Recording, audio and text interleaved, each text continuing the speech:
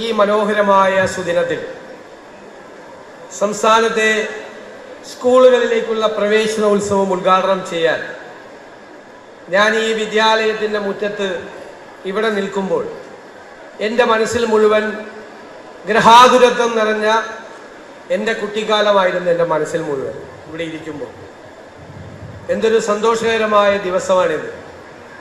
പക്ഷെ എനിക്കൊരു സങ്കടമുണ്ട് ഇന്നത്തെ ദിവസം. കാരണം മഴ പെയ്യുന്നില്ല എന്നുള്ളതാണ് സങ്കടം. ഞങ്ങളൊക്കെ പഠിക്കുമ്പോൾ സ്കൂൾ തുറക്കുന്ന ദിവസം ഉറപ്പായി മഴ പെയ്യുമായിരുന്നു. നിങ്ങൾ ഭൂരിഭാഗം പേര് സ്കൂൾ ബസ്സിലൊക്കെയാണ് വരുന്നത്. ഞങ്ങളെല്ലാവരും അന്ന് നടന്നാണ് സ്കൂളിലേക്ക് പോയിരുന്നത്. വെള്ളം തട്ടിത്തെറിപ്പിച്ച് കുറേ മഴ കൊണ്ട്, കുടയുണ്ടെങ്കിലും കുട മാറ്റിപ്പിടിച്ച് അങ്ങോട്ടും ഇങ്ങോട്ടും കളിച്ച് വളർന്നൊരു വരവുണ്ട്. മഴയില്ലാത്തതിൻ്റെ ഒരു വിഷമം എനിക്ക് തോന്നുന്നു. ഈ പ്രാവശ്യം പറയുന്നത് കാലാവസ്ഥാ വ്യതിയാനമൊക്കെ ആയതുകൊണ്ട് ഒരാഴ്ച കൂടി വൈകുമെന്നാണ് പറയുന്നത് മൺസൂൺ വരാൻ വേണ്ടി. മൺസൂൺ വന്നാൽ പിന്നെ മഴയാണ്, പിന്നെ 2 മാസത്തേക്ക് വലിയ മഴയാണ്. അത് സ്കൂൾ തുറക്കുന്ന ഒരു ഭാഗമായിട്ടാണ് ഞങ്ങളെല്ലാം കുഞ്ഞുനാളിലെ കരുതിയിരുന്നത്.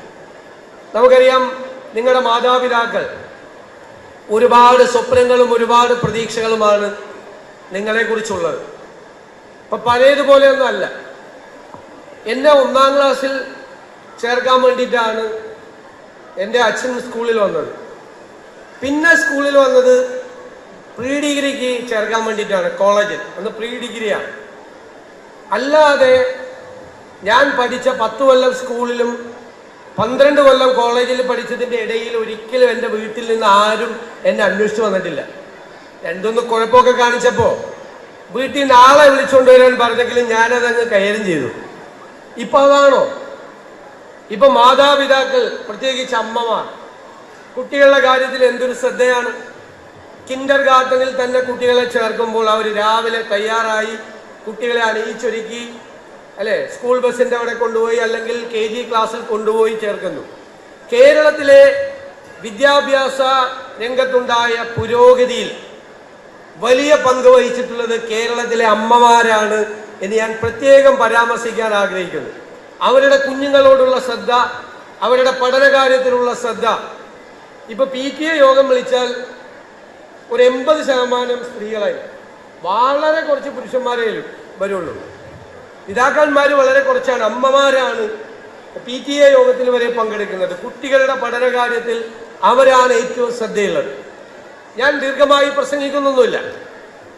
എനിക്ക് പറയാനുള്ളത്, അധ്യാപകരും കുഞ്ഞുങ്ങളുടെ മാതാപിതാക്കളും തമ്മിൽ നല്ലൊരു ഫ്രണ്ട്ഷിപ്പ് ഉണ്ടാക്കണം, നല്ല സൗഹൃദം ഉണ്ടാക്കണം.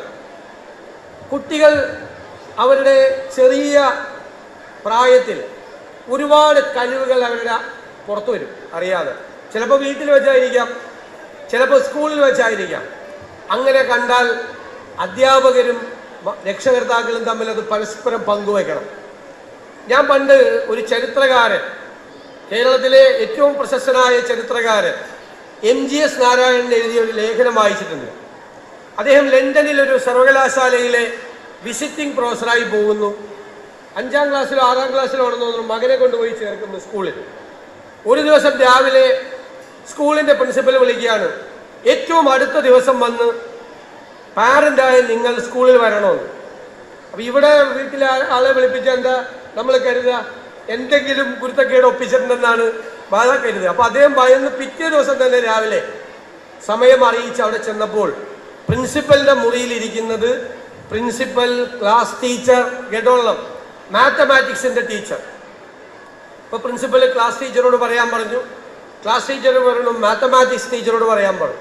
സംഭവം എന്താണെന്ന് വെച്ചാൽ ക്ലാസ്സിൽ പ്രോബ്ലംസ് ഇട്ടുകൊണ്ടിരിക്കുകയാണ്, കണക്ക് ചെയ്യാനുള്ളത്, മാത്സ് ടീച്ചർ. അപ്പം എല്ലാ കുട്ടികളും ഒരു നിശ്ചിത സമയം എടുക്കും ഇത് കൂട്ടി, അല്ലേ, ഡെറിവേഷൻ ഒക്കെ കഴിഞ്ഞ് ഇതെല്ലാം കൂട്ടി ഉത്തരം കണ്ടെത്താൻ കുറേ സമയം എടുക്കും. പക്ഷെ ഈ കുട്ടി, MGSൻ്റെ കുട്ടി, ഏറ്റവും വേഗത്തിൽ ഈ കണക്ക് പെട്ടെന്ന് ചെയ്ത് തീർക്കുകയാണ് എല്ലാ ദിവസവും. അപ്പോൾ ഈ കുട്ടിക്ക് അത്ഭുതകരമായ കഴിവുകളുണ്ട് എന്ന് കരുതി മാത്തമാറ്റിക്സ് ടീച്ചർ ക്ലാസ് ടീച്ചർക്ക് റിപ്പോർട്ട് ചെയ്യുന്നു, ക്ലാസ് ടീച്ചർ പ്രിൻസിപ്പലിന് റിപ്പോർട്ട് ചെയ്യുന്നു, പ്രിൻസിപ്പൽ ഉടനെ പിതാവിനെ വിളിച്ചു വരുത്തുന്നു.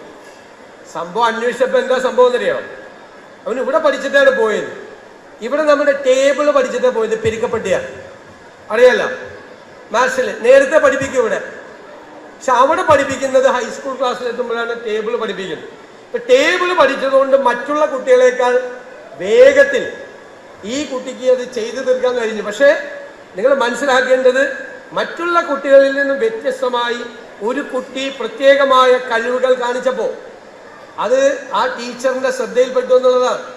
എന്നിട്ട് അവര് പറയുന്നത് ഈ വലിയ ഒരു മാത്തമാറ്റീഷ്യനായി ഈ കുട്ടി മാറും, അതിനുള്ള എല്ലാ കഴിവുകളും ഉണ്ട്. അതുകൊണ്ട് മാതാപിതാക്കൾ കൂടി പ്രോത്സാഹിപ്പിക്കണം, കുട്ടിയെ പ്രത്യേകം ശ്രദ്ധിക്കണം. മാത്സിന് കുട്ടിക്ക് താല്പര്യമുണ്ടെന്നാണ്. നമ്മുടെ കുട്ടികൾക്ക് അതുപോലെ പല വിഷയത്തിലും പല താല്പര്യങ്ങളും ഉണ്ടാവും പൊതുവെ ചെറുപ്പത്തിൽ. അത് മാതാപിതാക്കളും രക്ഷിതാക്കളും അത് കണ്ടുപിടിച്ച് അത് പരസ്പരം പങ്കുവെച്ചാണ് ഷെയർ ചെയ്യേണ്ടത്. എനിക്ക് കുഞ്ഞുങ്ങളോട് പറയാനുള്ളത്, നിങ്ങളൊരു പുതിയ കാലത്താണ് ജീവിക്കുന്നത്, ഞങ്ങൾ ആരും ജീവിച്ച കാലത്തല്ല. എന്താണ് ഈ കാലത്തിന്റെ പ്രത്യേകത? ഇത് നോളജ് എക്സ്പ്ലോഷൻ നടക്കുന്ന കാലമാണ്. വിജ്ഞാന വിസ്ഫോടനം എന്ന് പറഞ്ഞാൽ വല്ലതും പൊട്ടിത്തെറിക്കുന്നതാണോ? അല്ല. അത് പണ്ടും അറിവുകൾ ഉണ്ടായിക്കൊണ്ടിരുന്നു ലോകത്ത്, പക്ഷെ ഇപ്പോൾ അറിവുകൾ ഉണ്ടാകുന്നതിന്റെ വേഗത കൂടി. എഞ്ചിനീയറിംഗ് കോളേജിൽ പഠിക്കുന്ന ഒരു കുട്ടി പഠിച്ചു പുറത്തിറങ്ങുമ്പോൾ പഠിച്ച കാര്യം കാലഹരണപ്പെട്ടു പോവാണ്, ഔട്ട്ഡേറ്റഡ് ആണ്, പുതിയ കാര്യങ്ങൾ വരികയാണ്. എല്ലാ രംഗത്തും പുതിയ കണ്ടുപിടുത്തങ്ങൾ, പുതിയ അറിവ്. നമ്മൾ ഇവിടെ ഇരിക്കുമ്പോൾ ലോകത്തിലെ വിവിധ ഗവേഷണശാലകളിൽ, സർവകലാശാലകളിൽ കണ്ടുപിടുത്തങ്ങൾ, പുതിയ അറിവുകൾ ഉണ്ടാകുകയാണ്. ഓരോ മിനിറ്റിലും പുതിയ അറിവുകൾ ഉണ്ടാകുകയാണ്. ആ അറിവുകൾ തേടി പിടിക്കുക എന്നതാണ് നമ്മുടെ ഏറ്റവും വലിയ വെല്ലുവിളി.